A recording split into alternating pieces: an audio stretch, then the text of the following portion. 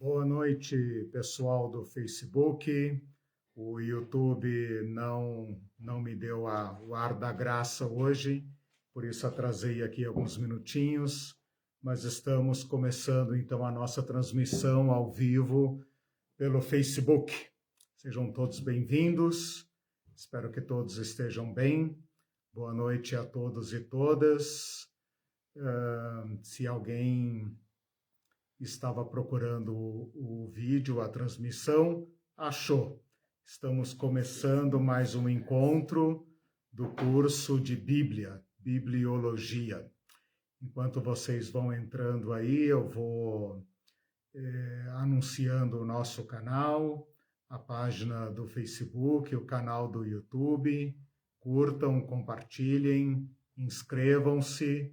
Depois eu subo essa aula lá no YouTube para que todas as plataformas fiquem contempladas. A Irene está aqui comigo para interagir no chat. Estamos juntos para mais esse encontro. Aqui em Curitiba está friozinho, hoje é dia 12 de maio, sexta-feira, antevéspera do Dia das Mães. No domingo não teremos aula, vamos dar um recesso para as mães e para os filhos, para os maridos, e nos vemos no próximo domingo, quando retomaremos o tema do Reino de Deus. E nas sextas-feiras mantemos aqui o nosso encontro sobre o curso de Bíblia. O objetivo desse curso é apresentar pelo menos o nível fundamental do conhecimento que qualquer pessoa pode ter a respeito do livro mais famoso da história do Ocidente, um dos mais famosos e conhecidos e influentes do mundo. Nós planejamos um curso para cerca de 10 encontros. No primeiro encontro eu dei um panorama geral do curso e um panorama geral da Bíblia, e até já introduzi alguns nomes importantes, como o próprio nome Bíblia. Na aula passada eu resolvi fazer uma introdução de conceitos, de vocábulos importantes, para falar sobre, por exemplo, testamento, cânon, revelação, inspiração. Claro que a gente apenas introduziu para que no futuro a gente possa desenvolver esses termos. E hoje eu começo uma etapa do curso que é a história da Bíblia. A Bíblia tem uma história. Alguns livros religiosos têm uma história muito diferente. A Bíblia tem uma história muito singular, muito própria. E conhecer a história da Bíblia vai nos ajudar muito a compreender o próprio livro, a própria Bíblia. Ela tem uma história muito longa, muito complexa. E então eu pretendo em pelo menos 2 aulas, espero que dê para atender os nossos objetivos, essa aula e a próxima, contarmos alguns fatos históricos, alguns eventos importantes que marcam a história desse livro até ele chegar ao formato atual. Dê uma olhada lá no canal do YouTube, porque eu deixei o link lá ao vivo, né? Só para as pessoas saberem que devem vir para cá, devem migrar. Essa coisa de fazer ao vivo em 2 canais, 2 câmeras, acontece esse tipo de coisa. Ainda bem que vocês são espertos e estão aí. Bom, gente, para nós começarmos então a história da Bíblia, eu quero hoje apresentar para vocês um pouco da história da escrita, dos primeiros materiais que foram utilizados, as dificuldades de escrever, né? A gente precisa considerar estas coisas. E depois falar um pouco sobre tradição oral, cultura de memória, povo não literário, né? E falarmos um pouco, então, sobre como se passou para a escrita, como se preservou a escrita, até mais ou menos a época de Jesus. Na próxima aula, eu pretendo retomar, não exatamente em ordem cronológica, mas um outro caminho da história da Bíblia para falar da sua produção, da sua tradução, da sua preservação, até chegar ao estágio, pelo menos, da imprensa, que coincide mais ou menos com a Reforma Protestante, século XVI, séculos XV, XVI, por aí, e depois, então, é uma história da imprensa, das traduções, uma história mais recente, mais acessível, que você pode acessar facilmente e localizar facilmente. E então a gente dará menos atenção a esse aspecto mais moderno. O que me preocupa aqui, o meu objetivo, é contar aquela história mais oculta, a história mais longínqua das Escrituras, mais distante da modernidade, que é também a que mais preocupa todo mundo, porque é onde também se localizam as teorias de conspiração e todas aquelas suspeitas de fraude a respeito do texto bíblico, ok? Então eu começo hoje pela própria história da escrita. Para nós falarmos da história da Bíblia, pelo menos da forma como eu quero colocar aqui, nós temos que retroceder no tempo para um período em que não havia imprensa, estamos falando do século XVI, final do século XV, início do século XVI. Temos que retroagir mais ainda para uma época em que não havia papel, em que havia apenas pergaminhos e blocos e rolos. Temos que retroagir mais ainda para um período anterior a Cristo, onde nós temos apenas os papiros e os rolos, né? E temos que retroceder mais ainda lá para antes da cultura mesopotâmica, quando nós não temos sequer o alfabeto. Ou seja, para nós falarmos de Bíblia, nós temos que retroceder no tempo para o princípio da produção literária. E até mesmo para um tempo em que não havia escrita. Então, o ponto de partida da nossa história da Bíblia é aquele ponto de partida da própria escrita. Porque vejam vocês, eu falei na aula passada que o ser humano, o humano, se caracteriza pela capacidade de falar, de se comunicar. É claro que os animais se comunicam, mas nenhum animal se comunica no mesmo grau de sofisticação, de complexidade que o ser humano. Então, o falar é natural. Toda cultura humana fala. O escrever não é natural. O escrever é uma técnica.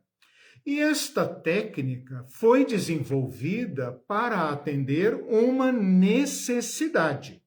Então, enquanto a fala é um dom natural do ser humano, a escrita, desde a sua forma mais primitiva, pictórica, aquela que você conhece das cavernas, né? Não porque você viveu nas cavernas, mas porque você estudou e sabe daquelas gravuras mais primitivas dos povos mais antigos que deixaram marcas registradas. Eles o fizeram ao perceberem uma necessidade. Então, o que nós precisamos situar na história é esta passagem da fala, da memória, da tradição oral para a escrita. Então, o caminho seria mais ou menos assim. O ser humano fala, de tudo que ele fala, ele sente a necessidade de preservar. Ao preservar, ele está trabalhando com a memória inicialmente. Então, de tudo que o ser humano conhece e pensa e experimenta, ele vai percebendo a necessidade de preservar. Esta preservação é primeiramente oral, portanto depende da memória. não depende da escrita, mas em algum momento a memória não é suficiente. E então o ser humano precisa desenvolver modos de registrar sua história, sua presença. Quando nós falamos em registrar, nós situamos aí a Bíblia. Por quê? Porque a necessidade de preservar a experiência humana está relacionada com o domínio de certos saberes dos quais a humanidade julga depender para existir. Então, o ser humano não registra primeiro tecnologia, caça ou qualquer coisa assim. Ele registra fenômenos que ele julga, dos quais ele julga necessário ou ele se julga dependente para existir. Então, a escrita religiosa é uma das principais motivações para o surgimento da arte de escrever. Estou querendo dizer o seguinte: o ser humano não se sente obrigado ou compelido a registrar qualquer coisa, mas coisas que ele julga importante para a sua própria sobrevivência. E estas coisas estão relacionadas a segredos, a mágicas, a revelações, a mitos que são fundantes, estruturantes e necessários para a sua própria preservação. Então, a religião e a escrita religiosa está numa dessas principais motivações para o surgimento da escrita. O que eu estou querendo dizer com isso?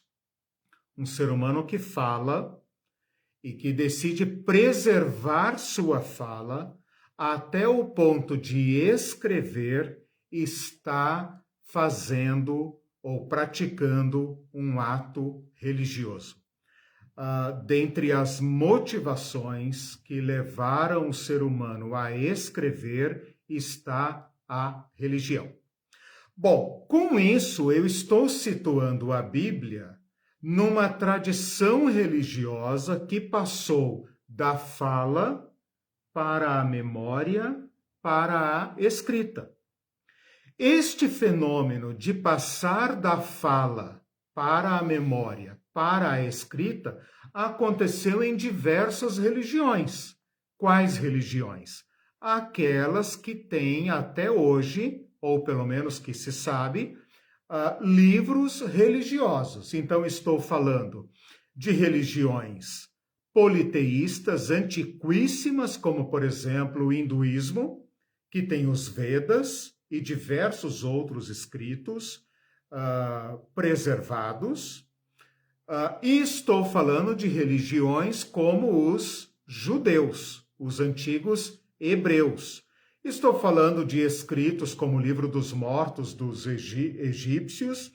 Estamos falando de escritos sagrados como aqueles que a arqueologia conhece dos sumérios, dos caldeus, dos babilônicos. Então, diversas religiões passaram por esse fenômeno de experimentar a necessidade de memorizar e escrever. Outras religiões não passaram por essa necessidade.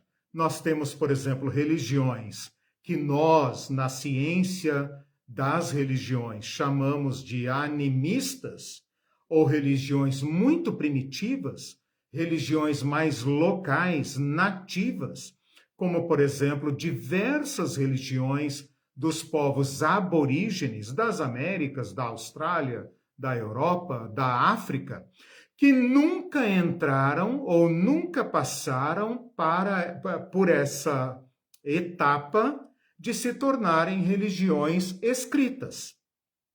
Por exemplo, as religiões dos índios sobreviveram na tradição oral e diversos cultos de povos originários, né?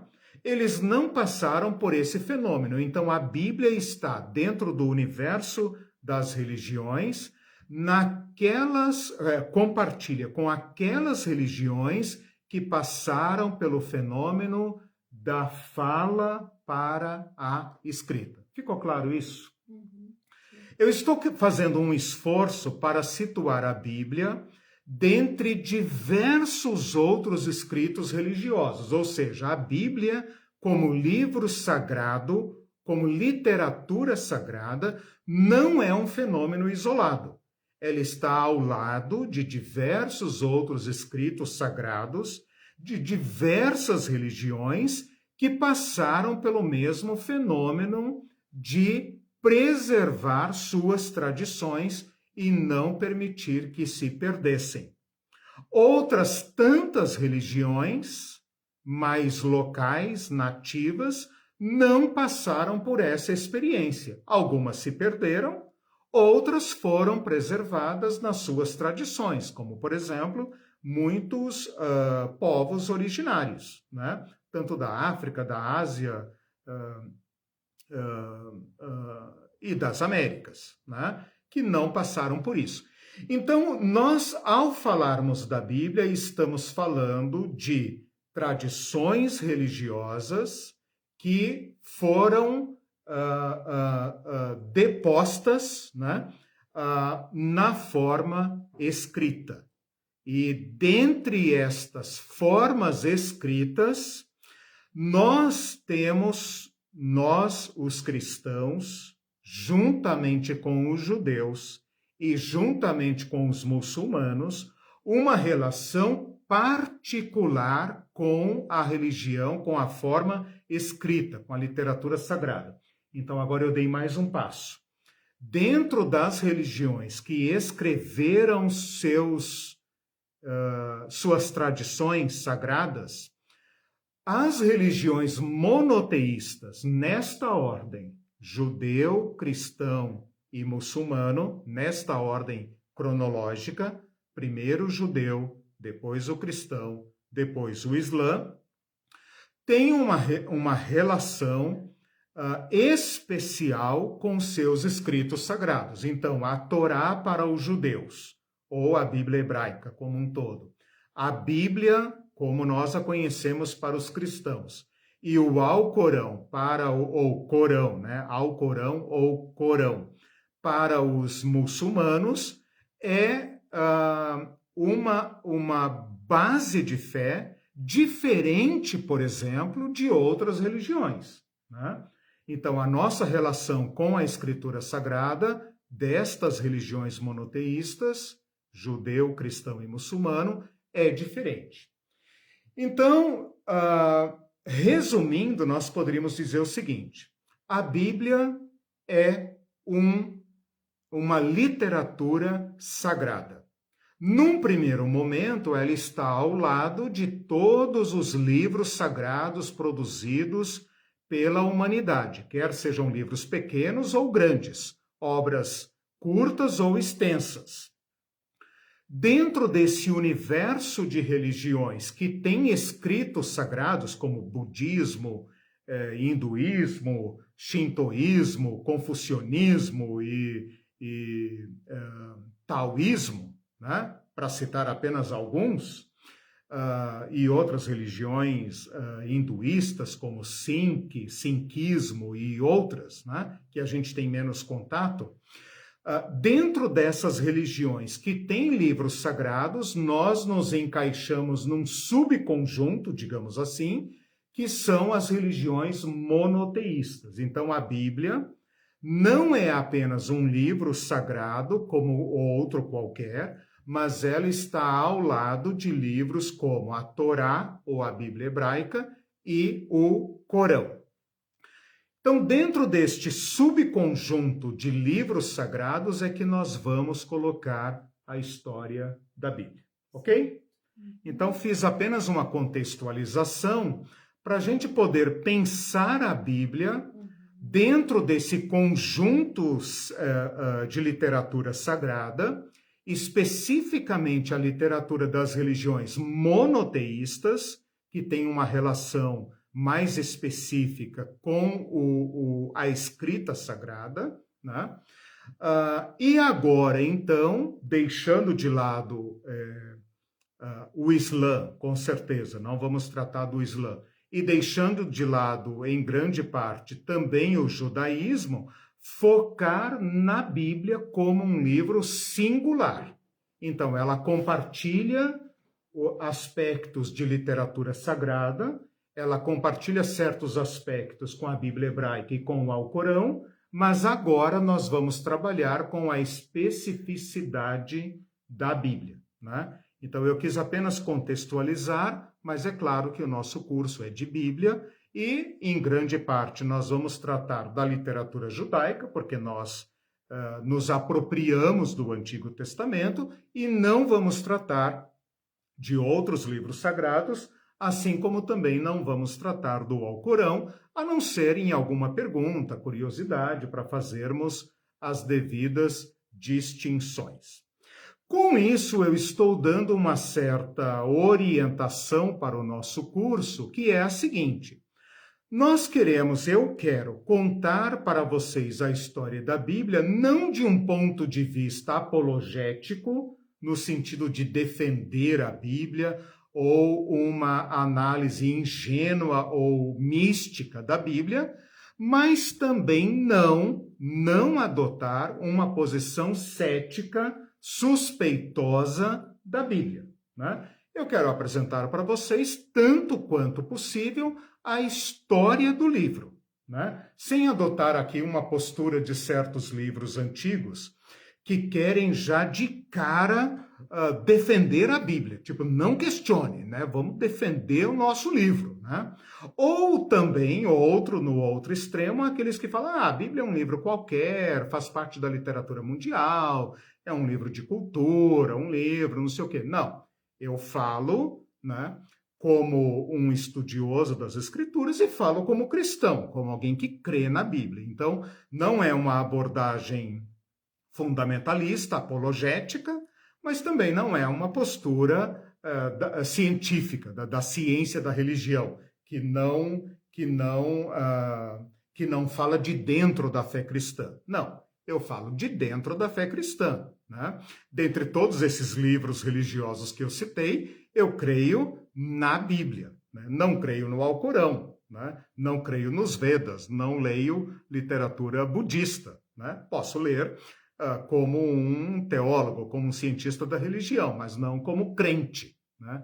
A Bíblia eu leio como crente. Eu acredito no testemunho das Escrituras. E não significa com isso que a gente não possa fazer perguntas, exatamente, questionamentos. Exatamente. Porque às vezes os cristãos fundamentalistas têm medo. Exato. De isso que nós queremos evitar. São dois extremos, né? Então, eu deixo bem claro qual vai ser a nossa abordagem. Não é uma abordagem apologética, né? Porque eu não preciso defender a Bíblia. a Bíblia se defende a si mesma, né? Os homens passam, a Bíblia fica. Também não é uma postura cética, né? Não é uma postura que considera a Bíblia como um livro de lendas, né? Essa fase já passou, né? A Bíblia hoje, a bibliologia hoje, especialmente depois das descobertas dos manuscritos do Mar Morto, está em outro patamar também, né? Então, às vezes pode parecer até elegante ridicularizar a Bíblia e tal, como se fosse altamente erudito, né? E é na verdade um atraso, né? Porque a bibliologia hoje está num novo patamar de pesquisa, né? E muitas dos ataques que foram feitos ao texto sagrado estão caindo por terra porque não se sustentam em face das novas evidências, né? Então é essa postura que eu quero colocar. Gente, olha só, nós estamos falando de um livro que começa na transhistória, né? Transhistória, ou seja, para lá da história. Nós estamos acostumados, nós ocidentais, estamos acostumados a dizer assim, a história começa com a escrita, né? O que vem antes da escrita é pré-história. Eu diria que a Bíblia, no seu conteúdo, ela começa assim, no princípio criou Deus os céus e a terra, ou seja, ela vai para a meta-história, para a super-história, né? Mas nós temos que entender que a produção literária da Bíblia tem que estar coerente com a história da escrita. Portanto, a Bíblia só pode ser uma história, só pode ter uma história pós invenção da própria escrita. Não tem como ter uma escrita, não tem alfabeto, não tem gramática, não tem letras, não tem tecnologia para escrever, a não ser que você já domine a escrita, né? Seria como falar de uma roça de soja antes de o ser humano ter dominado a agricultura, não tem como, né? Então, a escrita, a história da escrita, bem brevemente, a história da escrita começa lá pelo ano 3500 antes de Cristo. Para antes de 3500 antes de Cristo, você já tem registros de início do que poderia se chamar escrita. Ainda não tem alfabeto, ainda não tem letras, mas você tem figuras e ideogramas. Então, para você entender muito rapidamente, seria assim: figuras é aquilo que a gente vê nas cavernas, né? Então, o cara desenha lá, por exemplo, um bichinho e um hominho caçando. Aquilo é um tipo de escrita. É uma escrita muito rudimentar. Por quê? Porque ela depende de figuras. Então, por exemplo, você vê a figura lá do elefante, é o elefante. Você vê o hominho, é o hominho. Você vê a flecha, é a flecha. Você vê a estrela, é a estrela, né? Então, ela é chamada uma escritura pictórica, de pictura, né? Picture, né? Ela é uma escrita baseada na própria figura, não tem letras, não tem símbolos, né?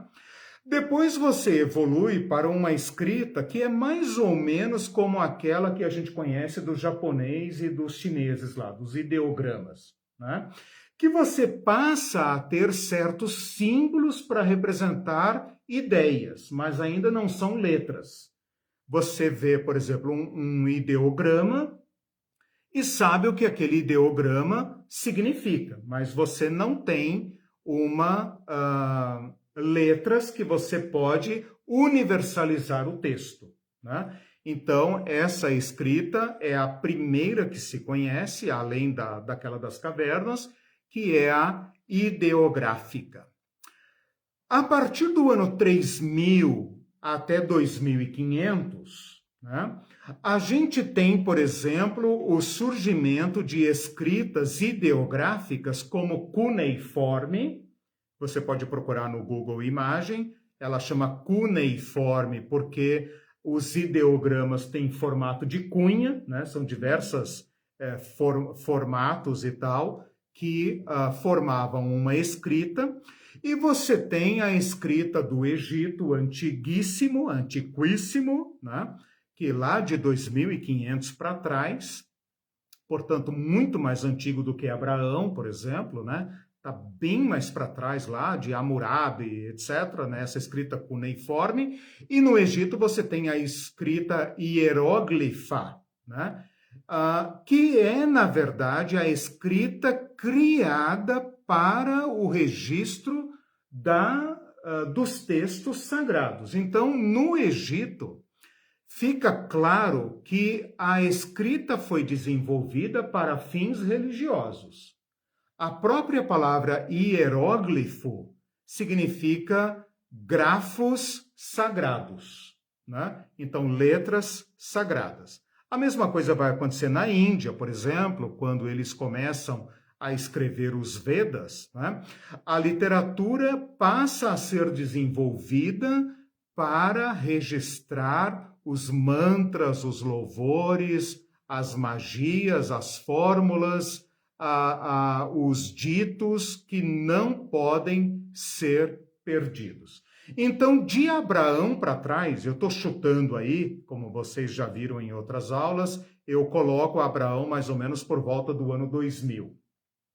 Então, de Abraão para trás, o que você tem é essa escrita que pode ser comparada, assim, muito grosseiramente, à escrita chinesa, japonesa, né? Que não tem um alfabeto enxuto, tem milhares de ideogramas e cada um se vira ali para aprender a dominar aquela escrita.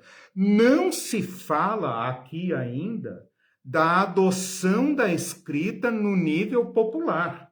O fato de haver hieróglifos não significa que as pessoas saibam escrever ou que saibam ler.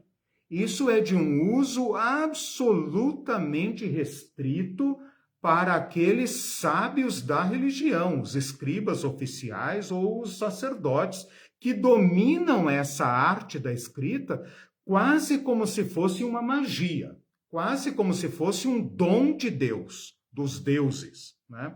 O fato de que eles podem escrever.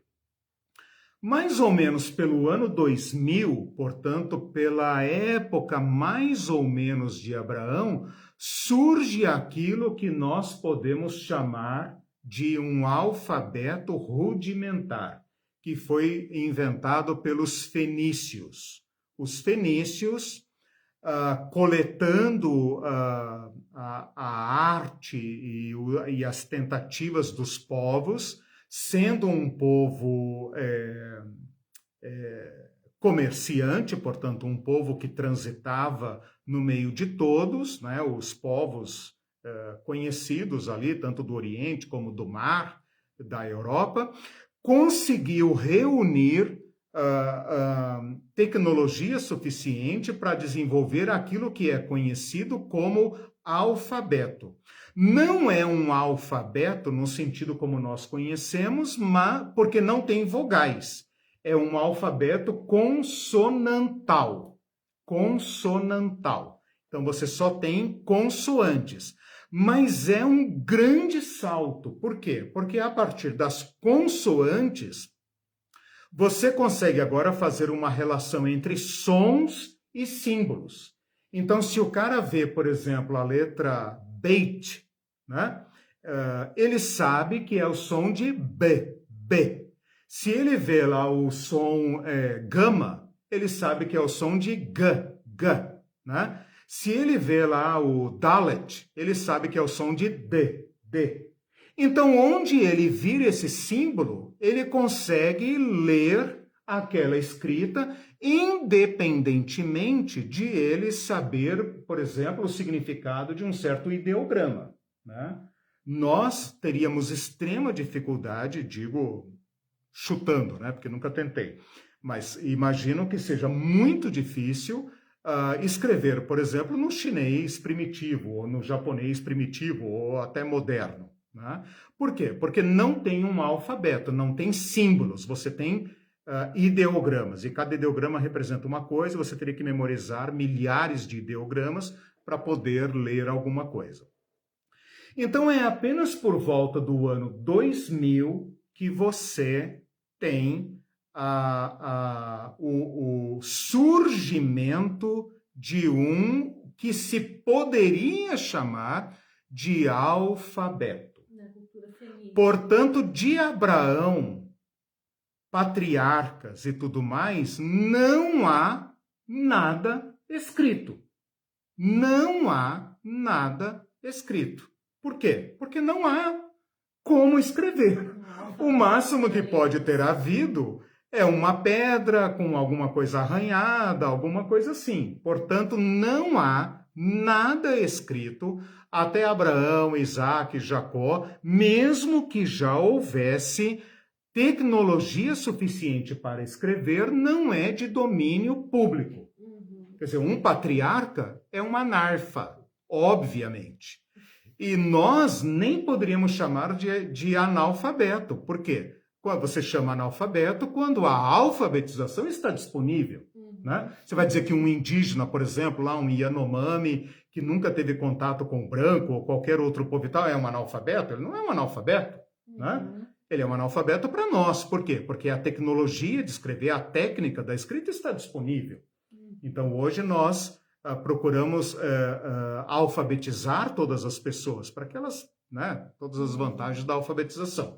Mas, então, na época dos patriarcas, não há que falar em nada escrito. É complicado a gente até imaginar um mundo assim, porque no nosso mundo, a gente, Exato. sempre existiram os símbolos que são letras. Exatamente. Nós já vivemos no mundo literário. Mesmo que existam pessoas analfabetas, como você disse, sempre existiu a possibilidade de ser alfabetizado. Né? Então... Mas isso é interessante, né? A gente está lendo Paulo Freire critica isso, né? Porque fica parecendo que quem não consegue ler ou escrever nem é humano. Né? Ele tem que ser erradicado. A gente fala erradicar o analfabetismo como se fosse erradicar uma doença. Né? E o Paulo Freire nos ajuda muito nisso, a ver a pessoa não alfabetizada como alguém que também tem conhecimento, também tem saberes, né? Ela também tem uma leitura do mundo, ela só não passou pelo processo de alfabetização. Né? Então, é importante saber que, embora esta evolução para a escrita esteja acontecendo, ela está acontecendo lá nos templos, nas academias, em âmbito absolutamente restrito. Né? Por volta do ano 1600, 1300, aqui nós já entramos, por exemplo, na história do Êxodo, na história de Moisés, você já tem alfabetos com 27 consoantes. Então, você já está chegando a certos símbolos que permitem a escrita. Né? Os arqueólogos têm encontrado as plaquinhas, as tabuinhas, os tijolos e tal com escritas, né? E tem sido um grande tesouro para nós conhecermos esse mundo antigo. Então, por volta do ano 1600 a 1300, portanto, época de Moisés, você já pode ter pessoas com alto treinamento capazes de escrita. Moisés, sendo um homem da elite da corte egípcia, pode sim ter tido acesso à técnica da escrita. Então, Moisés está coerentemente num momento da história em que ele, não por ter vivido nesse tempo, mas se ele foi de fato, como diz o livro de Êxodo, treinado nas academias do Egito, teve acesso à ciência do Egito, como se diz dele também, Estevão fala isso, né? Estevão, o livro de Hebreus e tal, que ele foi treinado para ser um homem da elite, da nobreza egípcia, então ele sim teve acesso à arte de escrever. Portanto, historicamente, não é estranho se Moisés tiver ele próprio escrito alguma coisa. Historicamente, está coerente. Apenas depois do ano 1000, portanto, já estamos aqui depois de Davi, depois de Salomão, lá pela altura da divisão do reino, entre os anos 700 a 800, é que os gregos, aproveitando-se do alfabeto fenício, desenvolve algo que é fundamental, mais do que nós podemos imaginar. Eles criaram os sons vocálicos. Então, alfabeto vem de alfa e beta, letra A e letra B. Só podemos falar de alfabeto tecnicamente a partir do ano 800, 700 antes de Cristo. Já estamos lá para o final do Velho Testamento. O Velho Testamento vai terminar pelo ano 400. Vocês sabem, estudaram o período interbíblico comigo no início do ano. Quando a gente fala do ano 800, 700, a gente está falando aqui da época de Isaías, por exemplo. Né? Nós estamos falando da época de Isaías, de Amós, do rei Ezequias, por aí, né? Mais ou menos por aí. Então, nessa época, não no Oriente, mas na Grécia. Os gregos ainda não chegaram no Oriente, vão chegar muitos anos depois. É que se começa a ter um alfabeto. A vantagem é imensa. Porque até então, você tinha que olhar os símbolos, mas você tinha que memorizar a palavra. Então, por exemplo, você pega uma palavra como, vamos pegar o nome de Yahvé, por exemplo, né? Em português seria J-H-W-H, né? Iota, o H, o W e o H. J-H-W-H. Você tem 4 consoantes, J-H-W-H. Como é que se lê isso? Né? Não tem como ler. Por quê? Porque são apenas consoantes. Como que os judeus sabiam ler aquele nome? Porque eles tinham o som na memória. Então, quando eles vinham aquelas 4 letras, aquelas 4 consoantes, eles sabiam de memória como ler. Mas se qualquer um de nós, mesmo estudando o hebraico, estudando o alfabeto hebraico, estudando os sons e tudo mais, pega um texto antigo hebraico, não tem como ler. Você pode traduzir, mas ler você não pode. Resultado, ninguém sabe como se pronuncia o nome de Yahvé. A gente tenta, né? Yahvé, Jeová, Javé, mas todos estão errados porque é um nome impronunciável.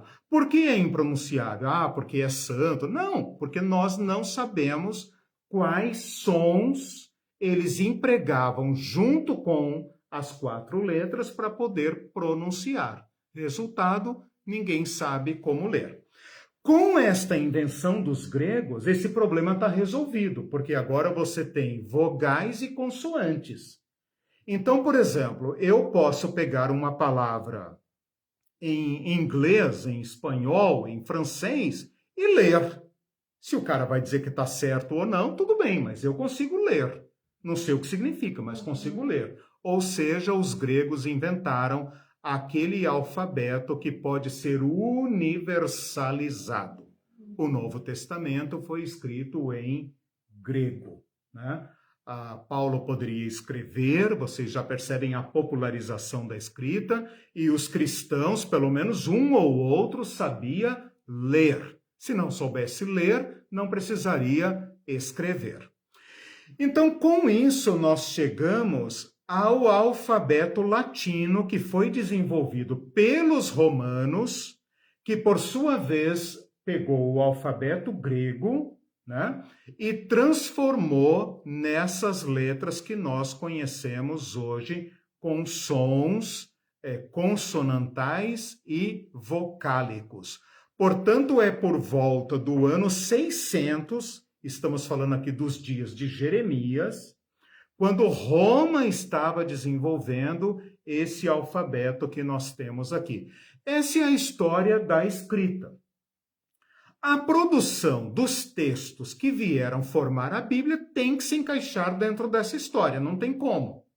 Não tem como, né? Então ninguém pegou papel e caneta, ninguém pegou papiro antes de haver hieróglifo, entendeu? Não tem como.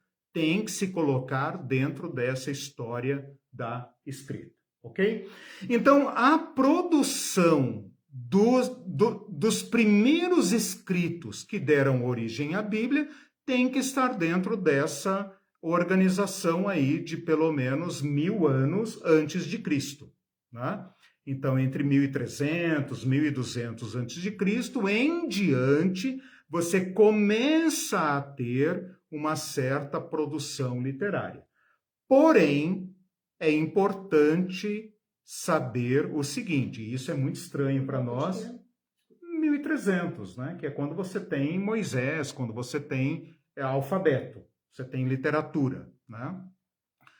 Você já tem alfabeto sem vogais, é um alfabeto consonantal, né? Consonantal, consoantes, mas é a partir daí que se pode ter algum tipo de escrita. Mas o que eu ia dizer aqui, e baseado naquilo que a Irene falou agora há pouco, é o seguinte: o fato de existir alfabeto e existir tecnologia para escrever não significa que o povo antigo passou a escrever. Pelo contrário, até os dias de Cristo e até depois de Cristo, o principal meio de tradução, de transmissão, de tradição, ainda é fala e memória. Todos os escritos bíblicos passaram por um tempo de memorização e só foram colocados na escrita por circunstâncias que nós vamos ver daqui a pouco. Tudo bem, então? A história da escrita. A Bíblia tem que estar dentro disso daí. Avisou lá no YouTube, né? Que eu não estou lá e tal. Beleza. Então tá bom. Vamos agora falar um pouco sobre os materiais para a produção da escrita. Veja, na medida em que as pessoas passam a sentir a necessidade de escrever, eu ainda não toquei nesse ponto de mostrar para vocês por que passaram a escrever, né? Mas quando passam a escrever, é necessário ter material. Esse material pode ser chamado tecnicamente de mídia. Eu sei que hoje, quando se fala mídia, a gente pensa na imprensa, a gente pensa em computador e etc, né? Mas mídia é o suporte, ou seja, você vai escrever aonde, em que, né? Então, meio, né? Meio, mídia. Né? Meio, mídia, material, suporte. Né? Se eu usar a palavra meio ou mídia, por favor, entenda que eu estou me referindo ao material. O primeiro material que se usou para escrever foi a cerâmica, a argila. Né? Isso está fartamente documentado, especialmente na Mesopotâmia, que tinha uma terra muito própria para a produção de tijolos, como também o Egito. Os judeus produziram tijolos, vocês conhecem a história do Êxodo, né? E eles, então, usavam barro para escrever, né? Escreviam enquanto o barro estava mais ou menos mole, depois assavam, levavam ao forno o barro, como se faz com tijolo, com telha até hoje, né? Eu convivi com oleiros no Mato Grosso do Sul, aprendi, né? Aprendi ali diretamente dos mestres, né? Como produzir tijolo, então conheço o processo, é mais ou menos aquilo que eles faziam para escrever. As bibliotecas, né, da Mesopotâmia eram feitas de plaquinhas de barro. Sem palha, né? Sem palha. Depois, embora não sei se eles usavam a palha para dar consistência, né, para não trincar e tal. Parece que o pessoal lá de Douradina usava uma palha, um pó, para dar consistência, para temperar o barro, para o barro não se tornar quebradiço. Então é possível que tenham usado. Bom, o material que perdurou durante quase 3.000 anos foi o material mais usado, dominou total o Ocidente, é o papiro. E o lugar que mais produzia papiro era o Egito. Então, o papiro é um tipo de junco que as pessoas cortavam em tiras, secavam, trançavam, etc, etc, etc, colavam, o próprio sumo da tira produzia isso, de modo que você fazia certas folhas desse vegetal e depois emendavam essas folhas e formavam uma tira, um rolo, que, segundo as minhas pesquisas, chegam a ter até 10 metros de comprimento. Né? Então, você tinha rolos. Né? um pau de um lado, esqueci o nome desse pau agora, desse rolo, né? Tipo o pau de fazer, como é que é? Amassar pão, né? O amassa-marido, né? Aquele rolo ali, né? E passava de um lado para o outro e depois desenrolava de um lado para o outro. Esse material, cujo produtor principal era o Egito, que não apenas produzia, mas dominava a técnica de fabricar papiro, né? Falou em papiro, a gente lembra do Egito, né? Papiro é o nome que os gregos deram a essa planta, né? Para escrever. Isso vem desde o ano 2500, ou seja, desde que eles começaram a escrever, até o ano 300 depois de Cristo. Se a gente considerar que a Bíblia foi escrita entre o ano 1200 antes de Cristo até 100 depois de Cristo, a Bíblia foi escrita no período do papiro. Certo?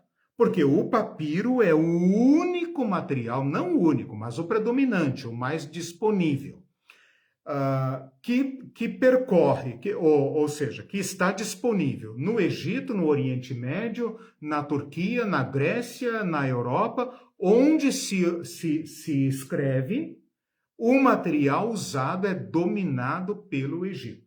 O Egito, por causa do rio Nilo, né, tem uma gigantesca produção de papiro e exporta para toda a Europa. Então, assim como a China hoje domina a produção de certos materiais, se eles pararem, o mundo, né, entra em colapso, como a gente viu durante a pandemia, algumas coisas que eles deixam de fabricar, o mundo inteiro para. O Egito era assim com a produção do papiro. Só o Egito produzia papiro e exportava para todo o mundo ali do Oriente Médio, Europa, todo o nosso mundo ocidental, que é o que nós estamos estudando, ok? Então, tudo que foi produzido de livros, de escritos sagrados neste universo do Oriente Médio, incluindo a Europa Oriental, norte da África, usou papiro, ok? O papiro vai começar a deixar de ser fabricado na medida em que o Egito vai entrando em crises políticas, militares. E aí começa a surgir o segundo material, que é o mais famoso da antiguidade, que é o pergaminho. O pergaminho tem esse nome porque foi desenvolvido, segundo todos dizem, numa cidade turca chamada Pérgamo, que aparece na Bíblia no livro de Apocalipse. Então, pergaminho... Mas e o material? Então, vou falar ainda. Estou começando agora. Não é que eu achava que o pergaminho era ainda produzido com o... Papiro. Não. O papiro. Não. Que pergaminho era o negócio enrolado. Não. O papiro é vegetal. O pergaminho é animal. É couro, pele de animais tratada, secada, processo químico, etc, etc. Não vou entrar nisso daqui porque é muita coisa. Mas aqui eu falei do papiro e agora estou falando do pergaminho. O pergaminho começa a se tornar material de escrita nos anos 200 depois de Cristo. Portanto, é quase impossível, praticamente impossível, que alguém tenha produzido qualquer escrito original da Bíblia, do tempo da Bíblia, ou mesmo cópias em pergaminho, tá? Porque o pergaminho se tornou material de escrita a partir do ano 200 e bolinha depois de Cristo, século 3 depois de Cristo, até o ano 1300 depois de Cristo, portanto já na Alta Idade Média. Então o pergaminho, pele de animal, passou a ser usado popularmente apenas depois do ano 200 depois de Cristo. Vejam que o papiro dominou o mundo por quase 3.000 anos. quase 3.000 anos. E o pergaminho vai predominar na Europa cristã, na Europa moderna, né, por quase 1.000 anos, do século III ao século 1300, dos anos 200 aos anos 1200. E aí vai ceder lugar ao papel. Então, o papel não tem nada a ver com o Egito, nem com a Babilônia, etc. O papel, eu até dei uma pesquisadinha nisso, uma história bem interessante. O papel foi fabricado na China, por volta do século I depois de Cristo. Os chineses, usando um processo parecido com o papiro, né, também a partir de vegetais, produziram o papel através de fibras de cânhamo ou de linho, né? Então, outro vegetal disponível, outros produtos químicos chegaram ao papel. O papel fica restrito à China, porque Marco Polo ainda não tinha chegado lá, né? Então, o papel fica lá com os chineses. Depois, muito mais tarde, lá pelos anos 700, 800, chega com os árabes ao Oriente, e apenas no século 12, 13 é que vai chegar na Europa o papel. Portanto, quando os europeus inventam a máquina tipográfica, a imprensa, a máquina de imprimir, eles já têm o papel disponível na Europa, ou seja, a Europa já domina o papel. Então, resumindo, papiro é o material que nós temos durante todo o período da história da Bíblia. Depois, o pergaminho. O pergaminho começa a ser desenvolvido no período interbíblico, na medida em que o Egito é dominado pelos gregos, eles rivalizam entre si, aquela história que eu contei no período interbíblico, lembra? Sim. Lembra? De Antíoco Epifânio, dos Ptolomeus, dos Seleucidas e tal. Ali, nessa rivalidade, é que os gregos da Síria começam a desenvolver o pergaminho. Então, quando o papiro entra em colapso com o Egito não consegue mais produzir, o povo oriental já está preparado para substituir pelo pergaminho, que é feito de pele de animais. O papel só vai entrar na história ocidental na Alta Idade Média. Então, não há papel, há papiro e pergaminho, ok? Tudo bem, então? Tudo. Deixa eu ver aqui se tem... a Namar diz assim, observação... É muito interessante essa explanação. Eu nunca tinha ouvido isso sobre a pronúncia do nome Yahvé ser desconhecido. A gente ouve, mas a gente ouve que é porque é sagrado e tal. Então, é também porque é sagrado pelo seguinte. No período do cativeiro babilônico, os judeus começaram... Isso é importante para o nosso curso, por isso eu vou falar aqui. No período do cativeiro babilônico, estamos falando dos anos 500 a 600 antes de Cristo, os judeus fizeram uma importante transição, a transição do templo para a Torá. Antes do cativeiro babilônico, o centro da religião judaica era o templo. O sacerdote é que tinha que saber a lei, oferecer sacrifício, dirigir as festas e tudo mais. Com a perda do templo, o povo judeu, naturalmente, por uma questão de sobrevivência, passou para a lei, né? Passou a dar uma grande prioridade à lei.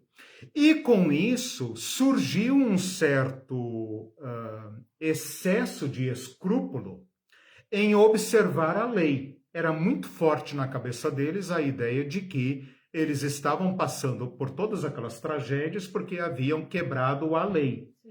Então, os escribas, esse povo perito da lei, o início dos escribas, o Esdras, essa turma sacerdotal, começou a colocar na cabeça do povo que eles deveriam observar rigorosamente a lei.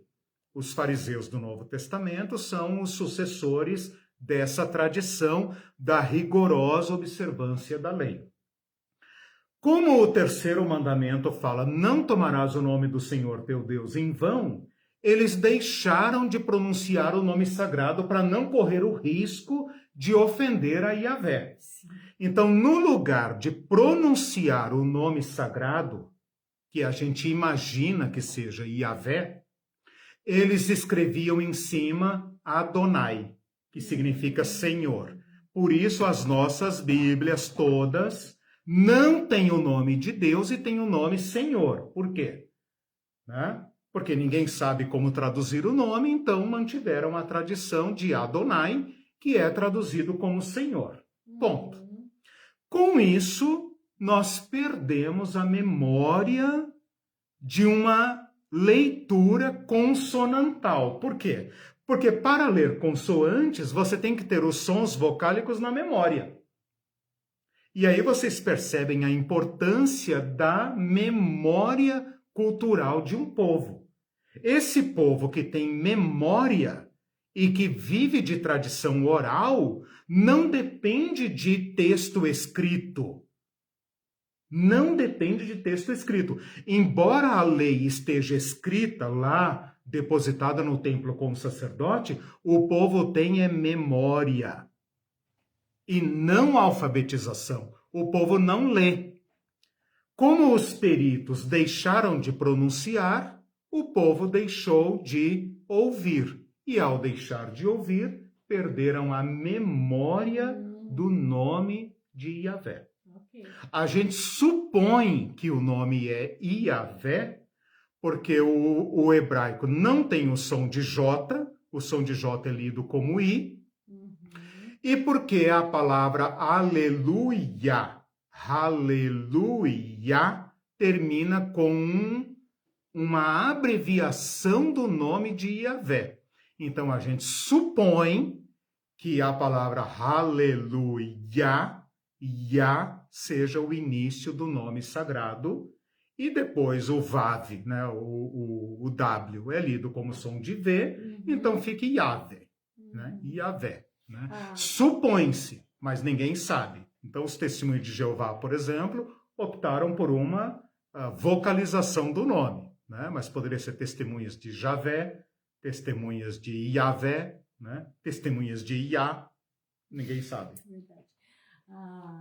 Nos comentários, a Cláudia diz assim, essa ideia que as catástrofes acontecem pelo descobrimento da lei tem um quê de obsessão compulsiva. Como é que é as catástrofes? Sim. Acontecem, porque o povo, tipo assim, porque a gente está desobedecendo. Exato. Né? Tem umas neuroses aí. Com certeza. A Rosana Prado mandou estrela, muito obrigada, Rosana. Legal, obrigado, irmãos.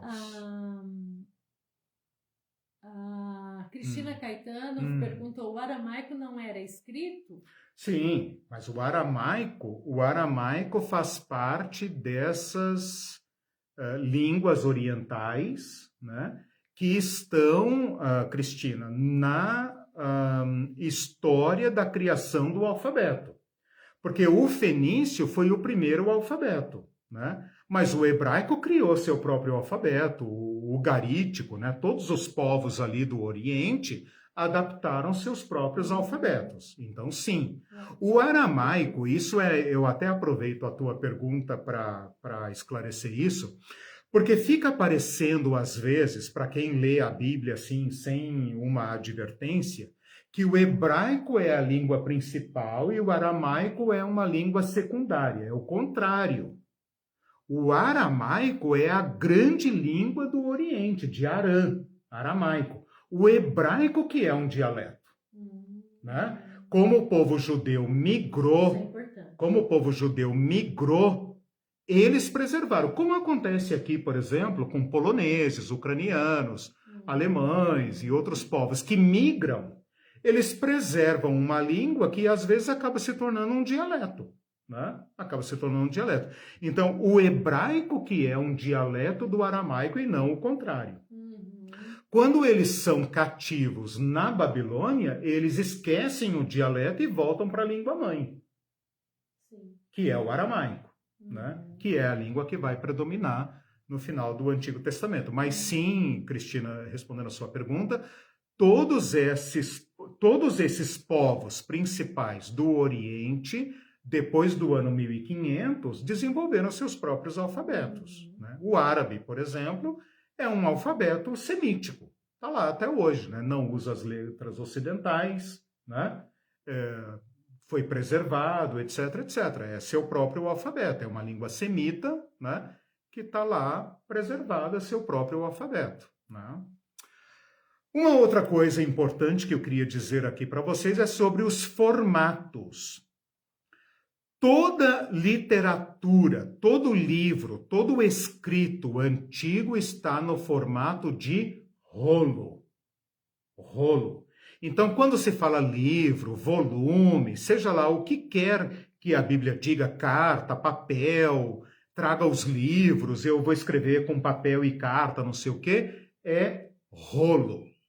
Tá? A diferença é se trata de um rolo pequeno, né? Um rolinho, por exemplo, uma carta é um rolo, não tem nenhum papel aqui, mas um rolo, como a gente faria hoje com um papel sulfite, por exemplo, um rolo, né?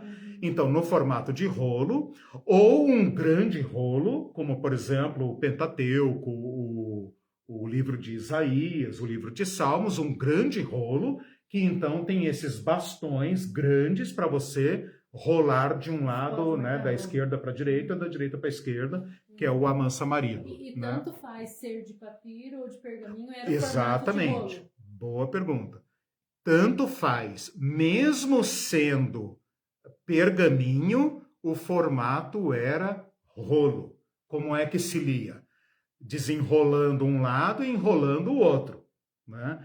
Por exemplo, em Lucas 4, diz que Jesus entrou na sinagoga num dia de sábado, como era seu costume, e lhe deram o rolo do livro do profeta Isaías.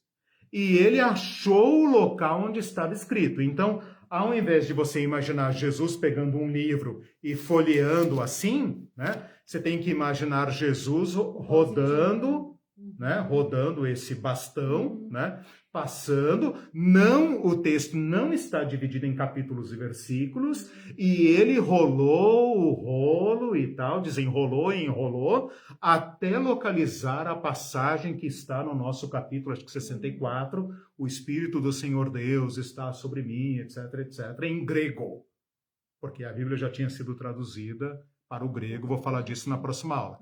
Então, durante todo o período da Bíblia, o que você tem é rolo. Por isso o livro do Apocalipse é um rolo selado. Eu peguei o livro, eu peguei o rolo, eu comi o rolo, etc. É rolo. Ainda bem tudo que eles enrolado. tiveram a ideia de colocar o pau de macarrão dos dois lados, porque senão ia ter que gente segurar, né? Vai abrindo, Exato, abrindo. Eu não sei quantos metros enrolando, tinha. cerca de 10 metros, 10 né? metros. Imagina, rolando um monte de ou gente enrolando, segurando. deixa eu ver aqui. Umas 4, 5 pessoas segurando. Cerca de 10 metros. Daí enrola o que já leu, né? Enrola o que já leu e abre o que não leu. E por ir, exatamente, vai passando de um para o outro, né? Como se faz até hoje nas sinagogas e tal, o pessoal tem... Nós estivemos, né, em Recife, na sinagoga mais antiga das Américas, e vimos lá um exemplar de um rolo da lei, né? Dentro de uma caixa de vidro e tal, né? Então tá lá, né? O rolo de um lado, esse rolo, desculpem, tem um nome. Eu não anotei aqui, não quero falar para não errar. Mas ele tem um nome técnico, né? Não é pau de macarrão, nem é amansa-marido. Isso é só para ser bem jocoso aqui, né? Mas nós vimos lá e é assim que eles liam. Um outro formato que está logo na época de Cristo e que nós vamos falar bastante nas próximas aulas é o códice. O códice é o tataravô do caderno, do livro moderno, porque o códice, pela primeira vez, vai deixar de ser rolo, vai ser um grupo de folhas ou de tabuinhas amarradas por um lado, que forma aquilo que nós hoje conhecemos como livro, né? Como o papel era papel não, desculpa, as folhas, né? Eram pesadas, grossas e tal, eram livros de poucas folhas e muito pesados. Então não era um livro como você tem assim um livro para carregar, né? Livro nesse formato apenas com a Reforma Protestante, com a invenção da imprensa, com o uso do papel, que vai usar a produção de livros. Mas o códice, ou códex, que na nossa língua portuguesa vai formar a palavra código, tá? Código, foi inventado em Roma, ou pelo menos adotado em Roma, popularizado em Roma, no século I.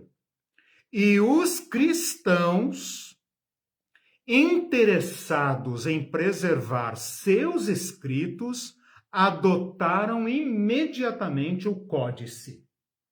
Então, os cristãos estão nessa virada, nessa transição do rolo para o caderno, que é chamado códice, né? Nós preservamos a palavra códice, mesmo em português, vem do latim codex, né? Porque existe a palavra código em português com outro significado. Então, tecnicamente, nós usamos a palavra códice. Ela popularizou a escrita, ela permitia escrever dos dois lados, ela diminuiu o volume, ela diminuiu o custo da produção, e então os cristãos adotaram quase que imediatamente. Então, quando os cristãos começam a organizar seus escritos, eles vão adotar o códice. Os mais antigos manuscritos da Bíblia estão já no formato do cadernão, do códice, né? E eles estão na fonte dessa virada para a mudança do rolo, que predominou durante milhares de anos, para o tetravô, né, o tataravô do caderno, que é o códice. Códice. Tá? A Rosana Prado está perguntando se Jesus leu o texto de Isaías em aramaico. Então, eu acredito que não, porque nós vamos falar disso na próxima aula, Rosana, né?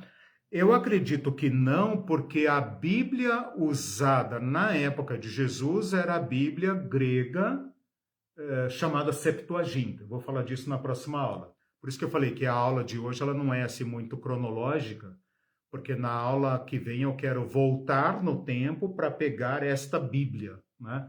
Os escritos.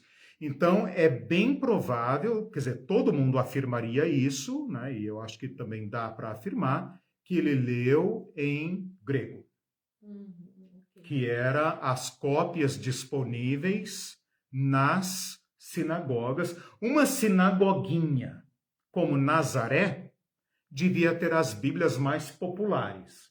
As Bíblias populares eram estas grega. Se não me engano, a Bíblia aramaica é posterior.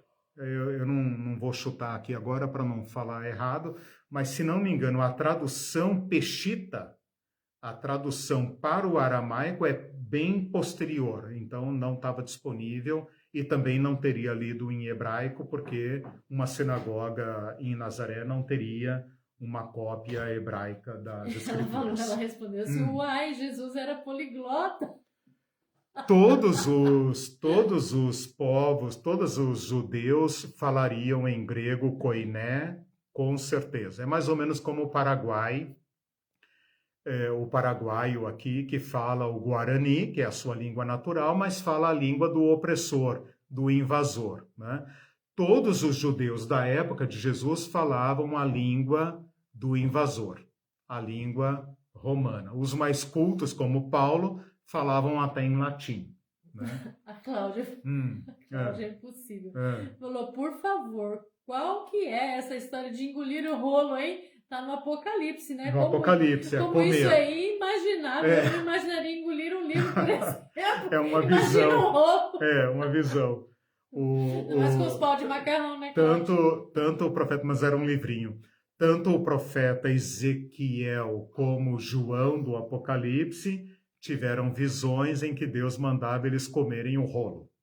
Come o rolo. É uma visão bem interessante. Bem interessante.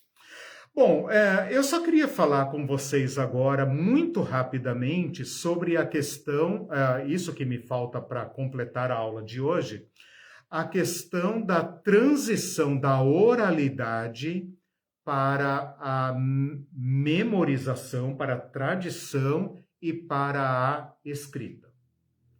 Então, veja, eu contei a história da escrita, né?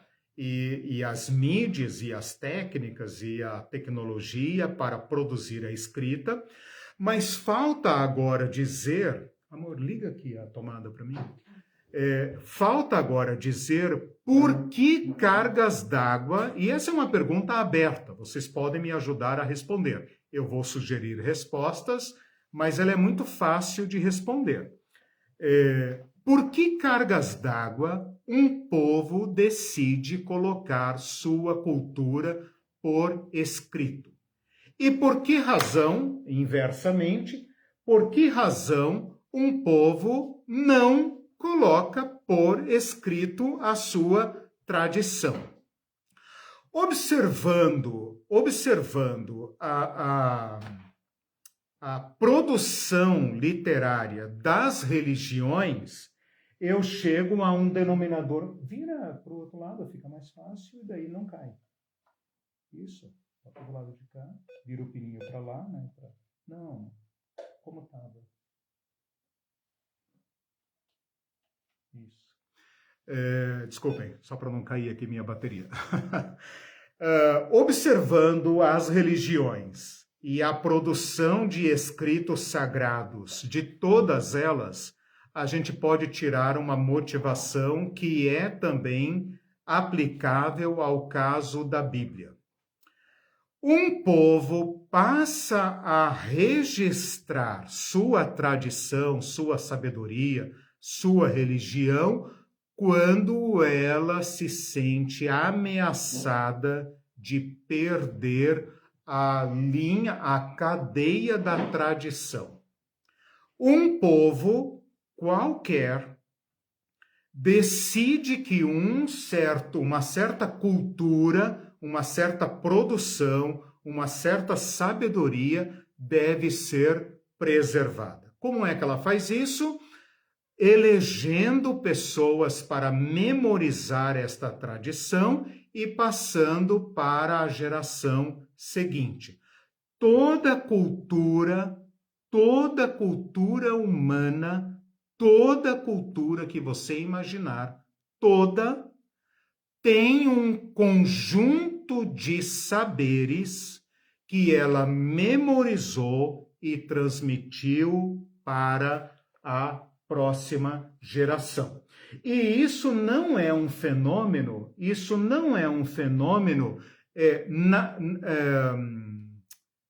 como é que eu diria? Natural ou espontâneo. Não natural, espontâneo.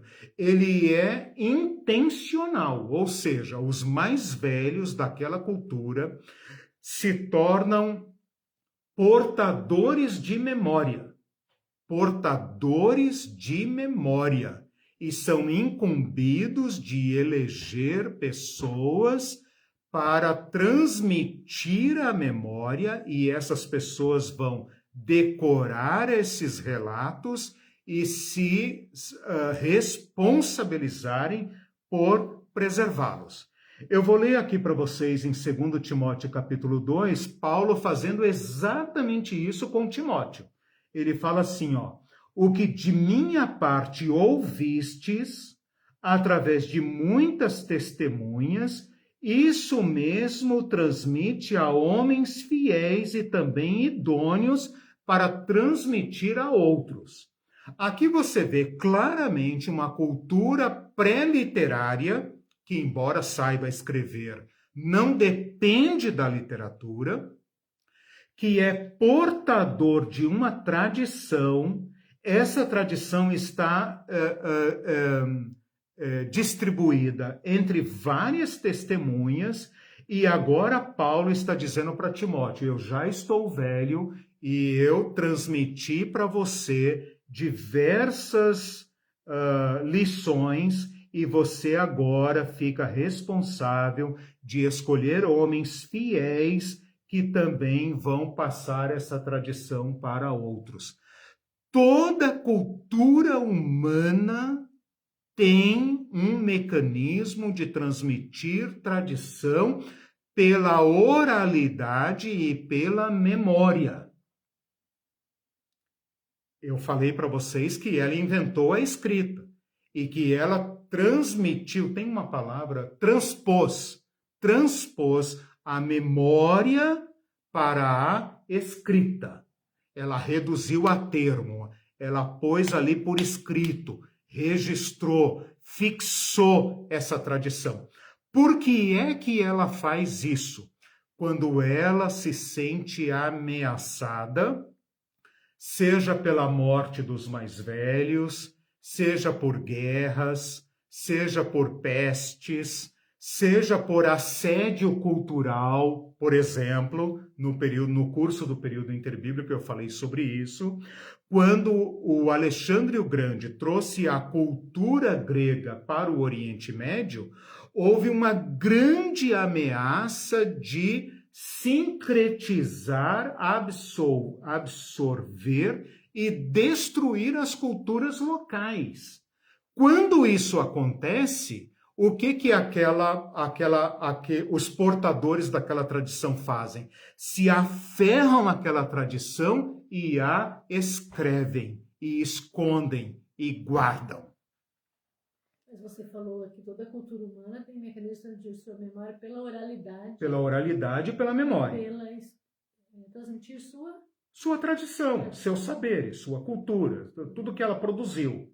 Né? Por exemplo, quem é o nosso pai, quem são nossos deuses, o que nós temos que guardar, quais são as nossas leis, toda essa tradição que dá coesão a um certo grupo humano é passado de geração em geração. As histórias, as lendas, os mitos, as mágicas, as rezas, os cânticos, os salmos, toda cultura tem isso. Esse dia eu estava conversando com uma colega minha que tem contato com Índia, por tudo. Exato, pelas figuras, por tudo. Estava conversando com uma colega minha que trabalhou na FUNAI, que tem acesso a indígenas, ela estava dizendo, por mais violentado que sejam esses índios que perambulam pelas nossas ruas, lá na cultura deles, quando eles se reúnem, eles fazem seus cânticos, suas rezas, seus rituais e eles preservam a cultura. O que eu estou tentando dizer para vocês é o seguinte, a pergunta que nós temos que responder em 2 minutos agora. O que é que faz uma cultura lançar-se no desenvolvimento de uma técnica para fixar e guardar sua tradição ou, ao lado da memória, sem abandonar a memória, adotar a escrita? Normalmente é uma ameaça. Ou porque os velhos estão morrendo e não estão dando conta de criar uma nova geração de portadores de memória, como Paulo falou aqui para Timóteo, ou guerras, por exemplo, um povo está sendo destruído por outro, né? E não vai haver memória daquele povo, como tantos povos se perderam. Nossos indígenas aqui, por exemplo, os povos originários perderam, nós não sabemos nada sobre eles, a não ser aquilo que a arqueologia consegue desenterrar. Ou por pestes ou por doenças, estava falando do assédio cultural, foi o que aconteceu com os gregos contra os judeus, nós falamos sobre isso. Então, de alguma forma, uma cultura se torna literária quando ela se sente ameaçada, ou no caso das escrituras hebraicas e cristãs, que pode também ser o caso de outros povos, quando ela percebe que ela recebeu algo que não pode ser mudado. Então ela precisa fixar. A memória se torna frágil e ela precisa fixar. Nós vemos isso nas Escrituras quando Yahvé, o Deus Todo-Poderoso, diz para um profeta, ou para um rei, ou para um sacerdote, escreve. Escreve. Por exemplo, Deus fala para Moisés, escreve estas palavras. Escreve estas palavras. Né? Mas nem sempre há uma ordem. Por exemplo, alguém mandou escrever a história de Jesus? Tem algum comando nas Escrituras dizendo escrevam a história de Jesus em pelo menos 4 evangelhos para que se tornem canônicos por toda a história da humanidade? Não. Por que foi que a igreja resolveu produzir os evangelhos? Para não perder a tradição de Jesus, porque os apóstolos estavam sendo martirizados. E aquelas primeiras testemunhas que haviam visto Jesus ou tido contato com os apóstolos estavam sendo perseguidas, tendo que fugir. Então, qual foi o remédio que a igreja encontrou? Escrever. Isso está aqui, para não ficar apenas nas minhas palavras, né? Como dizem os irmãos, em Atos. Quer ver? Atos, ele nos dá um relato maravilhoso de por que ele escreveu. Olha lá, Lucas e Atos, né? Lucas dizendo o seguinte, prefácio do evangelho dele. Visto que muitos houve que empreenderam uma narração coordenada dos fatos que entre nós se realizaram, conforme nos transmitiram os que desde o princípio foram deles testemunhas oculares e ministros da palavra, igualmente a mim me pareceu bem, depois de acurada investigação de tudo, desde sua origem, dar-te por escrito, ó excelentíssimo Teófilo, uma exposição em ordem, para que tenhas plena certeza das verdades em que foste instruído. Então, aqui está um caso, um exemplo do porquê nós temos o Evangelho de Lucas, que não foi escrito nem para mim nem para vocês, foi escrito para o Teófilo. E por causa da preciosidade do conteúdo, aqueles cristãos falaram, vamos copiar isso aqui, porque nós não podemos perder este tesouro. Então, meus irmãos, meu objetivo hoje foi situar a Bíblia dentro do universo da literatura sagrada, dentro deste universo dos povos monoteístas, judeus, cristãos e muçulmanos, né? Especialmente judeus e cristãos, porque os muçulmanos são bem depois, né? São tardios, e depois mostrar para vocês como se deu essa história, essa evolução, né? Como eles usaram plantas, tábuas, pedra. Por exemplo, os 10 mandamentos foram escritos não em papiro, nem em pergaminho, foram escritos em pedra. E sempre que eu dou essa aula, eu falo para os meus alunos, a gente lê a figurinha de Moisés com 2 tabuinhas bem redondinhas, né? Polidas em grandes máquinas industriais, numerados em número romano e escrito em português, né? Nada mais longe da verdade, né? Pega uma pedra roseta, uma pedra antiga, você vai ter uma vaga ideia do que Moisés, de fato, pode ter escrito, né? Pode ter sido pedra mesmo, pode ter sido de barro cozido, né? E que foi, então, preservado e, por isso, chegou aos judeus tardios, né? Esses registros. E depois mostrar para vocês por que é que nós temos uma Bíblia. Por que é que os judeus perseguidos que foram e os cristãos perseguidos que foram não preservaram o evangelho pela tradição oral, como, por exemplo, muitas tribos africanas. Essas religiões africanas, a maioria delas não tem livro escrito, né? A Umbanda, por exemplo, não tem livro escrito. O Candomblé não tem livro escrito. Não são religiões do livro, né? E mesmo assim têm suas tradições e atravessam o tempo, né? Mesmo sendo ameaçados. E por causa destas histórias, dessas circunstâncias, desses eventos, é que os nossos antepassados judeus e cristãos preservaram por escrito aquilo que não poderia ser perdido. Uhum. Eu pensei essa semana, né, sobre esse negócio. A gente, na verdade, a gente confia na memória, mas a memória, com o tempo, ela vai se apagando, né? E aí faz mais de 30 anos que eu perdi meu pai.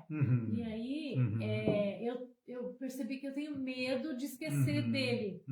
E aí eu já percebi também que nas reuniões de família, nas poucas vezes que a gente mora longe, que a gente se encontra, a gente conta as mesmas histórias, principalmente para preservar do meu pai, mas da minha mãe. E principalmente eu conto histórias engraçadas, né? De coisas que ela fazia e tal. Ou ele fazia. E a gente se vê de novo e repete essas histórias. Mas daí eu estava pensando, no fundo, a gente não quer esquecer essas histórias. Né? Muito interessante. Você está dando um exemplo moderno de como nós lutamos para preservar. Agora veja, se nós não fôssemos uma cultura literária, tecnológica, a preservação da memória seria muito mais intensa. Isso seria um exercício, primeiro. Uma família como a sua viveria no mesmo lugar, reunida no mesmo lugar, teriam diversos objetos de manter a tradição, teria liturgias para lembrar, porque esses antepassados iriam para a galeria dos semideuses, preservaria a memória deles, faria rituais, faria orações, fariam rezas, repetição, daí vem a palavra rito, que são repetições. O rito nada mais é do que a repetição da história, entendeu? E a memória seria muito mais viva. Mas como nós temos fotografia, filme, livro, etc., nós vamos perdendo e não lembramos nada. Eu mesma pensei, para não perder a memória, e com medo, e comentei isso com outra pessoa que já perdeu a mãe há muito tempo, que eu falei, então tem que escrever. Exato. Porque senão a gente tem medo de esquecer. Porque tem medo de perder a memória. Né? Nós não somos uma cultura da memória. Nós somos uma cultura literária. E por ser literária, nós aliviamos nossa memória. Estamos perdendo nossa memória. Né? Porque nós temos tantas mídias que nós não precisamos da memória. E mesmo agora, às vezes a gente quer foto do avô, da avó, a gente não tem. Exato. Por exemplo, eu queria pintar minha mãe, exato. Né? Porque nós estamos acostumados com tecnologia. Tem, né? A gente está acostumado com tecnologia. Bom, gente, então é isso. Eu estourei aqui meu tempo. Espero que tenham desfrutado essa pequena história. Na próxima aula a gente retoma e daí a gente vem então para a modernidade, para a preservação, para os manuscritos, para as cópias, para a preservação dos textos. Um feliz Dia das Mães para todas. Domingo não teremos aula, tá? Vocês estão todas dispensadas. Espero que tenham um excelente almoço em família. Para desfrutar do almoço. Incumbam seus maridos e filhos e filhas. Tchau, gente. Boa noite para vocês. Deus abençoe.